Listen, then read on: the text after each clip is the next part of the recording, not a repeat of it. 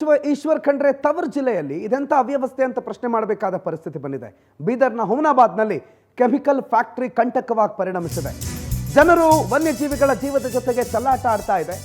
ನಮ್ಮ ದುರಾದೃಷ್ಟ ಅಂತಂದ್ರೆ ಇದೆಲ್ಲ ನಡೀತಾ ಇರೋದು ಮಾನ್ಯ ಈಶ್ವರ್ ಖಂಡ್ರೆ ಅವರ ತವರು ಜಿಲ್ಲೆನಲ್ಲೇ. ಅವ್ರು ಹೇಳಿ ಕೇಳಿ ಅರಣ್ಯ ಸಚಿವರು, ಆದ್ರೆ ಅವ್ರದೇ ಊರಿನಲ್ಲಿ ಜನ ಮತ್ತು ವನ್ಯಜೀವಿಗಳ ಜೀವದ ಜೊತೆಗೆ ಚೆಲ್ಲಾಟ ಆಡ್ತಾ ಇವೆ ಕೆಲವು ಕಂಪನಿಗಳು.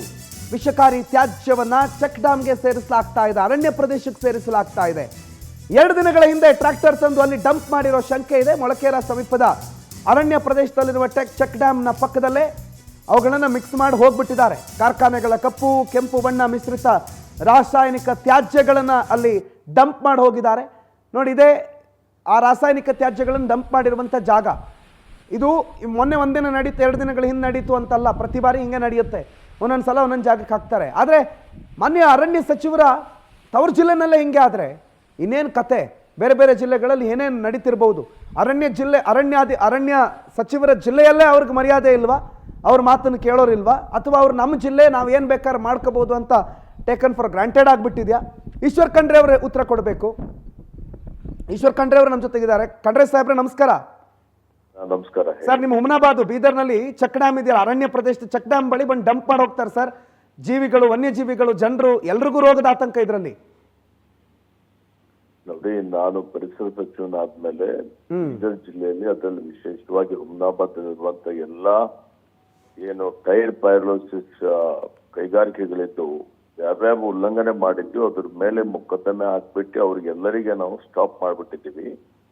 ಮತ್ತೆ ಈಗ ಮೊನ್ನೆ ಒಂದು ತಿಂಗಳ ಕೆಳಗಡೆ ಈ ರೀತಿಯ ಬೀದರ್ ಹತ್ರ ಒಂದು ಮಾಡ್ತಾ ಇದ್ದಾರೆ ಅಂದ್ರೆ ಜಿಲ್ಲಾಧಿಕಾರಿ ಮತ್ತು ಜಿಲ್ಲಾ ಪೊಲೀಸ್ ವರಿಷ್ಠಾಧಿಕಾರಿಗೆ ಕರ್ಕೊಂಡೋಗಿ ತನಿಖೆಗೆ ನಾನು ಆದೇಶ ಮಾಡಿದ್ದೆ. ಅದ್ರ ಮೇಲೂ ಕ್ರಮ ಆಗಿದೆ. ಈಗ ಏನಾದ್ರೂ ಇಲ್ಲಿ ತಾವು ಹೇಳೋ ಹಾಗೆ ಈ ರೀತಿಯಲ್ಲಿ ಚೆಕ್ ಡ್ಯಾಮ್ ಹತ್ರ ತಂದು ತ್ಯಾಜ್ಯ ಸುರಿತಾ ಇದ್ರೆ ಕಠಿಣವಾದಂತ ಕ್ರಮ ತಗೊಳ್ತೀವಿ, ಕ್ರಿಮಿನಲ್ ಮೊಕದ್ದಮೆ ಹಾಕ್ತೀವಿ. ಪರಿಸರ ಇಲಾಖೆ ಅಧಿಕಾರಿಗೆ ಮತ್ತು ಜಿಲ್ಲಾಡಳಿತಕ್ಕೆ ಸೂಚನೆ ಕೊಡ್ತೇನೆ. 2 ದಿನದ ಹಿಂದೆ ಸರ್, ಮೊಳಕೇರ ಸಮೀಪದಲ್ಲಿ ಇದೆಯಲ್ಲ ಅಲ್ಲಿ ಚೆಕ್ ಡ್ಯಾಮ್ ಯಾವುದು ಬಿಡೋದಿಲ್ಲ. ನಮ್ಗೆ ಈ ರೀತಿ ದೂರುಗಳು ಬರ್ತದೆ, ಯಾರು ಮಾಡ್ತಾ ಇರ್ತಾರೆ. ಈಗಾಗಲೇ ಸುಮಾರು 80-90% ನಾನು ಬರಕ್ಕಿಂತ ಮೊದಲು ಏನು ಎಲ್ಲಾ ಕಡೆ ಮಾಲಿನ್ಯ ಇತ್ತು, ಅದು ಈಗಾಗಲೇ ಅದನ್ನು ತಡೆ ಹಿಡುವಂತದ್ದು, ಅವ್ರ ಮೇಲೆ ಕ್ರಮನೂ ಆಗಿದೆ ಸುಮಾರು ಕಡೆ. ಅದೇ ರೀತಿಯಲ್ಲಿ ಈಗ ನೀವೇನು ಹೇಳ್ತಾ ಇದ್ದೀರಿ ಅದ್ರ ಬಗ್ಗೆ ನಾನು ತನಿಖೆಗೆ ಆದೇಶ ಮಾಡ್ತಾ ಇದ್ದೇನೆ, ಸೂಚನೆ ಕೊಡ್ತೇನೆ. ತಪ್ಪಿತಸ್ಥರಿದ್ರೆ ಅವ್ರ ಮೇಲೆ ಕಠಿಣವಾದಂತ ಕ್ರಮ ಆಗುತ್ತೆ. ಎಸ್ ಸರ್, ನಮ್ಮ ಪ್ರತಿನಿಧಿ ನಿಮ್ಮನ್ನು ಸಂಪರ್ಕ ಮಾಡ್ತಾರೆ ಸರ್. ಎಲ್ಲಿ ಏನು ಅನ್ನೋದ್ರ ಡೀಟೇಲ್ ಕೊಡ್ತಾರೆ ಸರ್. ಅದರ ಫೋಟೋ, ಸಂಬಂಧಿತ ವಿಡಿಯೋಗಳೆಲ್ಲವೂ ನಮ್ಮ ಹತ್ರ ಇದೆ.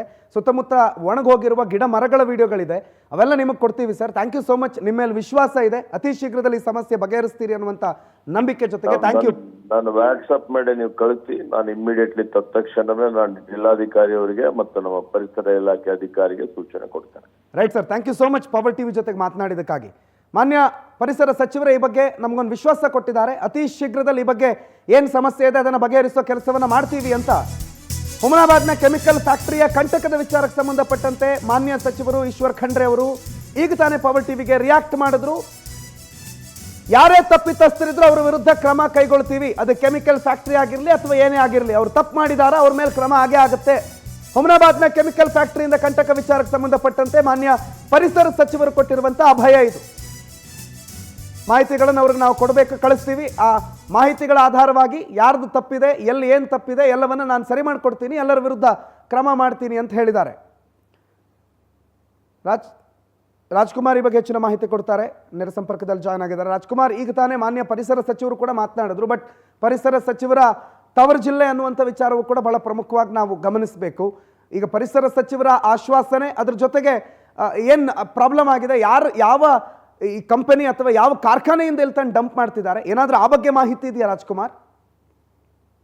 ಪ್ರಣವ್, ಬೀದರ್ ಜಿಲ್ಲೆಯ ಹುಮನಾಬಾದ್ ತಾಲೂಕಿನ ಮೊಳಕೆರೆ ಗ್ರಾಮದಲ್ಲಿ, ಮೊಳಕೆರೆ ಗ್ರಾಮ ಅಂತಲ್ಲ, ಹುಮನಾಬಾದ್ ತಾಲೂಕಿನ ಸುತ್ತಮುತ್ತ ಏನ ಕೆಮಿಕಲ್ ಇಂಡಸ್ಟ್ರಿ ಇದೆ, ಫ್ಯಾಕ್ಟ್ರಿಗಳಿದ್ದಾವೆ. ಅದ್ರ ಸುತ್ತಮುತ್ತ ಇರುವಂತ ಸುಮಾರು 10 ಹಳ್ಳಿಗಳಿಗೆ ಸಾಕಷ್ಟು ಒಂದು ಸಮಸ್ಯೆ ಆಗ್ತಾ ಇದೆ. ಈ ಕೆಮಿಕಲ್ ಇಂಡಸ್ಟ್ರಿ ಏನಂತಂದ್ರೆ ತನ್ನ ತ್ಯಾಜ್ಯವನ್ನು ಟ್ಯಾಂಕರ್ ಮೂಲಕ ಒಂದು ಅರಣ್ಯ ಪ್ರದೇಶದಲ್ಲಿ ಒಂದು ಡಂಪ್ ಮಾಡ್ತಿದ್ದಾರೆ.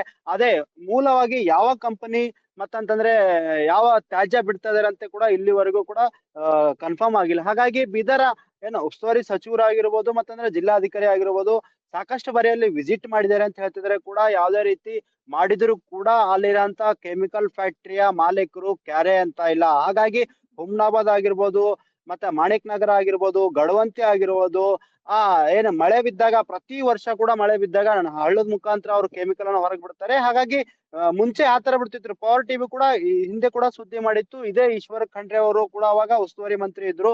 ಅವಾಗ 3 ಫ್ಯಾಕ್ಟರಿಗಳಿಗೆ ನೋಟಿಸ್ ಅನ್ನು ಕೊಟ್ಟು ಬೀಗಾನು ಜಡಿದಿದ್ರು. ಆದ್ರೂ ಕೂಡ ಏನು ಹುಮ್ನಾಬಾದ್ ಇಂಡಸ್ಟ್ರಿ ಏರಿಯಾದಲ್ಲಿ ಕೆಮಿಕಲ್ ಕಂಪನಿಗಳು ಕ್ಯಾರೆ ಅಂತ ಇಲ್ಲ. ಹಾಗಾಗಿ ಈಶ್ವರ್ ಖಂಡ್ರೆ ಅವರು ಖುದ್ದಾಗಿ ಅಲ್ಲಿ ಹೋಗಿ ವಿಸಿಟ್ ಮಾಡ್ಬೇಕಂತೇಳಿ ಅಲ್ಲಿನ ಸ್ಥಳೀಯರು ಒಂದು ಆಕ್ರೋಶ ಪಡ್ತಿದ್ದಾರೆ. ಏನಂತಂದ್ರೆ ಪ್ರತಿ ಒಂದು ಊರದಲ್ಲಿ ಏನು ಹುಮ್ನಾಬಾದಲ್ಲಿ 8 ಊರುಗಳಿಗೆ ಒಟ್ಟು ಏನು ಇಂಡಸ್ಟ್ರಿ ಸುತ್ತಮುತ್ತ ಊರುಗಳಿದ್ದಾವೆ. ಸಾಕಷ್ಟು ಸ್ಮೆಲ್ ಆಗಿರ್ಬೋದು ಮತ್ತಂದ್ರೆ ಅಲ್ಲಿರೋಂತ ಅನಾರೋಗ್ಯಕ್ಕೆ ಕೂಡ ಕಾರಣ ಆಗ್ತಿದ್ದಾರೆ. ಒಂದಲ್ಲ ಎರಡಲ್ಲ ಆ ಕೆಮಿಕಲ್ ಅಲ್ಲಿ ನಮ್ಮ ಬೀದರ್ ಜಿಲ್ಲೆಯಲ್ಲಿ ಅತಿ ಹೆಚ್ಚು ಪ್ರಾಣಿ ಇರೋದು ಜಿಂಕೆ ಮತ್ತೆ ನವಿಲು. ಅವು ಕೂಡ ಸಾಕಷ್ಟು, ಯಾಕಂದ್ರೆ ಮಳೆಗಾಲದಲ್ಲಿ ನೀರ್ ಎಲ್ಲಿ ನಿಂತಿರ್ತವೋ ಅಲ್ಲಿ ಬಂದವು ನೀರು ಕುಡಿಯುವಂತದ್ದು ಪ್ರಯತ್ನ ಮಾಡ್ತಿದ್ದೇವೆ. ಅದರಿಂದ ಸಾಕಷ್ಟು ಪ್ರಾಣಿಗಳು ಕೂಡ ತನ್ನ ಜೀವನ ಕಳ್ಕೊತಾ ಇದ್ದಾವೆ. ಹಾಗಾಗಿ ಬೀದರ್ ಜಿಲ್ಲೆಯ ನೋಡ್ಬೋದು ಸುತ್ತಮುತ್ತ ಆ ಕೆಮಿಕಲ್ ತ್ಯಾಜ್ಯವನ್ನು ಎಲ್ಲಿ ಬಿಟ್ಟಿದ್ದಾರೆ, ಸುತ್ತಮುತ್ತ ಯಾವುದೇ ಕೂಡ ಗಿಡಗಳು ಕೂಡ ಉಳಿದಿಲ್ಲ. ಅಂತದ್ರಲ್ಲಿ ಈ ಪ್ರಾಣಿಗಳಾಗಿರ್ಬೋದು ಮತ್ತಂದ್ರೆ ವನ್ಯಜೀವಿಗಳು ಯಾವ ತರ ಉಳಿತವೆ ಅಂತ ಅಲ್ಲಿಂದ ಸ್ಥಳೀಯರ ಒಂದು ಆರೋಪ ಆಗಿದೆ. ಹಾಗಾಗಿ ಕೂಡಲೇ ಈಶ್ವರ್ ಖಂಡ್ರೆ ಆಗಿರ್ಬೋದು, ಜಿಲ್ಲಾಧಿಕಾರಿಗಳು ಆಗಿರ್ಬೋದು ಕೂಡಲೇ ಸ್ಪಾಟಿಗೆ ಹೋಗಿ ಪರಿಶೀಲನೆ ನಡೆಸಿ ಯಾವ ಫ್ಯಾಕ್ಟ್ರಿ ತ್ಯಾಜ್ಯನ ಬಿಟ್ಟಿದ್ದಾರೆ ಅವ್ರ ಮೇಲೆ ಕಠಿಣ ಕ್ರಮ ತಗೋಬೇಕಂತ ಏನೋ ಮೊಳಕೆರೆ ಗ್ರಾಮದ ಗ್ರಾಮಸ್ಥರ ಒಂದು ಆಗ್ರಹ ಆಗಿದೆ. ರಾಜ್ಕುಮಾರ್, ನಿಮ್ಮ ಹತ್ರ ಡೀಟೇಲ್ಸ್ ಗಳನ್ನು ಮಾನ್ಯ ಸಚಿವರಿಗೆ ನೀವು ಹಂಚ್ಕೊಳ್ಳಿ, ವಾಟ್ಸ್ಆಪ್ ಮಾಡಿ ಅಂತ ಹೇಳಿದ್ದಾರೆ. ಏನೇನು ಡೀಟೇಲ್ಸ್ ಇದನ್ನು ಹಂಚ್ಕೊಳ್ಳಿ. ಥ್ಯಾಂಕ್ ಯು ಸೋ ಮಚ್ ಮಾಹಿತಿಗೆ.